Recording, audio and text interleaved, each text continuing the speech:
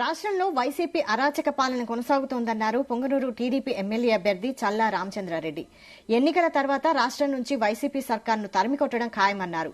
చిత్తూరు జిల్లా పొంగనూరులో చల్లా రామచంద్రారెడ్డి ఎన్నికల ప్రచారాన్ని హోరెత్తిస్తున్నారు. పొంగనూరులో మొగశాల, కుమ్మరివీధి, తోపుమఠంలో ఆయన ఇంటింటి ప్రచారం చేశారు. విశాఖలో భారీ మొత్తంలో పట్టుబడిన డ్రగ్స్ రాకెట్ ముఠాకు వైసీపీ నాయకులకు మంచి సంబంధాలున్నాయని ఆరోపించారు.